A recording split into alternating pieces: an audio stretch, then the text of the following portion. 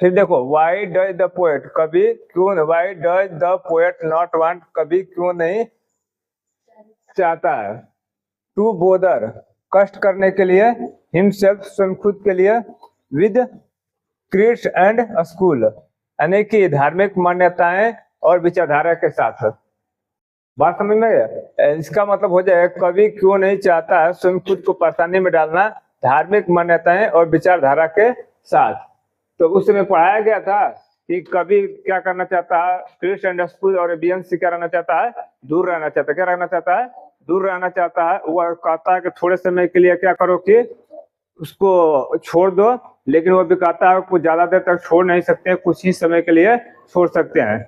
बात समझ आ गया? अब आंसर में देखो, the poet believes in human value, कवि विश्वास करता है किसमें? ह्यूमन वैल्यू में। किसमें विश्वास करता है? ह्यूमन वैल्यू में। ह्यूमन मतलब मानव और वैल्यू मतलब मूल्य या मानवता। बस मानव, कवि कहता है किसमें विश्वास करता है? मानवीय मानवता में। एंड ही कंसिडर, वह विचार करता है, ही कंसिडर्स, वह विचार करता है। समझ में आ रहा है? ही कंसिडर, वो विचार करता है, रिलीजियन और सेकेंडरी थिंग, जो धर्म है क्या है, वह सेकेंडरी थिंग है, दूसरा चीज है। क्या है? दूसरा चीज है। यानी कि कवि विश्वास करता है ह्यूमन वैल्यू में और वह समझता है कि जो धर्म है वो क्या है? सेकेंडरी चीज है, मतलब दूसरा चीज है। हिज माइंड, उसके दिमाग में, यानी कवि सोचता, विचार करता है कि धर्म क्या है? सेकेंडरी चीज है उसके दिमाग में। बस में गया, यानी यहाँ तक हो जाएगा ना। देखो, द पोएट बिलीव, कोई विश्वास करता है, इन ह्यूमन वैल्यू, किसमें? ह्यूमन वैल्यू में, ह्यूमन मानवता में। एंड ही कंसिडर, वह विचार करता है, रिलीजन और सेकेंडरी, रिलीजियस क्या है? दूसरा चीज है। बस में अब यहाँ से करेंगे, his mind is quite free, उसका जो दिमाग है बिल्कुल फ्री है। ये क्वाइट मतलब क्या होता है? बिल्कुल। क्या होता है? बिल्कुल, मतलब उसका दिमाग क्या है? बिल्कुल फ्री है। फ्रॉम दिस प्रॉब्लम, इस समस्या से। किस समस्या से पता है? क्रिट्स एंड स्कूल से। वो अपने दिमाग में धार्मिक मान्यताएं और विचारधारा को नहीं रखता है, उसे फ्री है। ही थिंक्स, वह सोचता है, that everyone is same, everyone is the same in all condition. वह कह रहा है, ही थिंक्स, वो सोचता है, दैट की एवरीवन मतलब प्रत्येक लोग, क्या है? प्रत्येक लोग, इज द सेम, प्रत्येक लोग क्या है? सेम है। इन ऑल कंडीशन, सभी स्थिति में, यानी सभी लोग सभी स्थिति में क्या है? सेम है। एंड देयर ब्लड, और उनके ब्लड, एंड देयर ब्लड, उनके blood, is same as another's one. बस में अनदर्स वंस ब्लड, यानी कि कह रहा है कि उनके ब्लड ना किसी और के खून के जैसा है, यानी जैसे दूसरे के खून के जैसा, जैसा दूसरा का खून है वैसा उनका ब्लड है। बात समझ में गया? करेक्ट। एंड देयर ब्लड, उनका खून, is the same as another ones. बस में कह रहा है कि उनका ब्लड, देयर ब्लड मतलब उनका ब्लड, इज सेम, उनका ब्लड क्या? सेम है। एज अनदर वंस, किसी और के खून के जैसा। आदमी कह रहा है, what does he hopes to do, तो इसका मतलब क्या हो जाएगा? वह क्या आशा करते हैं। बात समझ में आएगा? मान लो इतना से, ही होप्स टू डू, वह आशा करते हैं करने के लिए। बात समझ में गया? ऐसे करोगे, ही होप्स टू डू, वह आशा करते हैं, टू डू करने के लिए। बात समझ में आया? ये इंट्रोगेटिव में हो गया, तो क्या करेंगे? वह क्या आशा करते हैं करने के लिए। समझ में आ रहा है? फिर बता दिया जाए। अब देखो, तो ही होप्स टू डू, वह आशा करते हैं करने के लिए। बात समझ में गया? क्या करने के लिए? द वर्क, काम करने के लिए। He hopes to do the work, वह काम करने के लिए क्या करते हैं? आशा करते हैं।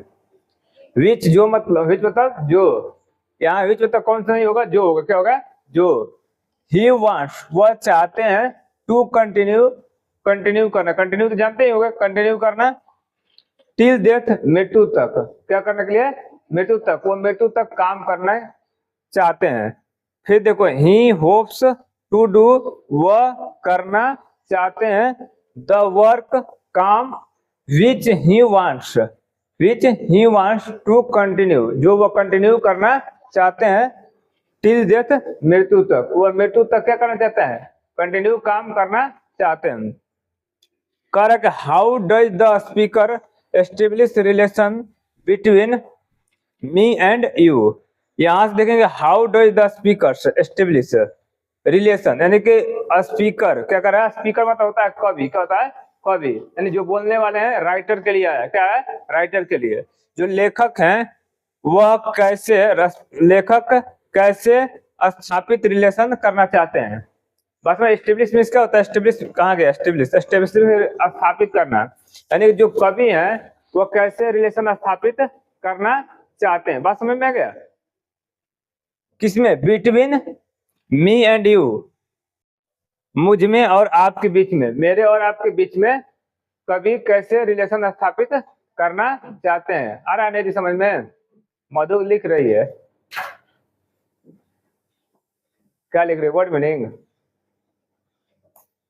अब सुनो इधर, फिर देखो how does the speaker establish, सुनो इतना बात समझ लो, जब वैसे नहीं समझ, द स्पीकर एस्टेब्लिश रिलेशन, कवि रिलेशन स्थापित करते हैं। बस में द स्पीकर एस्टेब्लिश हो जाएगा इसमें, बस में एस एस जुड़ जाएगा, एस एस्टेब्लिश एस होता है तो क्या जुड़ता है, एस जुड़ता है, तो यहाँ एस जुड़ जाएगा, क्या जुड़ जाएगा एस, याद आ रहा है, एस एच एस एक्स ऐसे कर बताया गया है। तो the speaker establish relation, speaker establish स्थापित करना चाहता है, स्पीकर रिलेशन स्थापित हाँ करते हैं करना चाहते हैं नहीं करते हैं। द स्पीकर एस्टेब्लिश रिलेशन, कभी रिलेशन स्थापित करते हैं। ऐसी बात को इंट्रोगेटिव में कर देंगे तो how does the speaker establish relation, यानी कभी कैसे रिलेशन स्थापित करते हैं बिटवीन मी एंड यू, मैं और आपके बीच में, या मेरे और आपके बीच में। तो ही सेज, वह कहते हैं दैट की our parents are the same, वह कहते हैं कि हमारे पेरेंट्स क्या है, सेम है, क्या है सेम है, क्या है हमारे पेरेंट्स क्या है सेम है। And our blood is the similar, और हमारे ब्लड क्या है सिमिलर है, सिमिलर मतलब समान, एक समान है। हो गया। ही से देखो फिर कहता है, ही से वो कहते हैं दैट की our parents are the same, हमारे पेरेंट्स क्या है सेम है। And our blood is similar, और हमारे ब्लड क्या है सेम है, समय है समान है। बात समझ में आया क्या है समान है। अब कहाँ नहीं समझ में आया बताओ।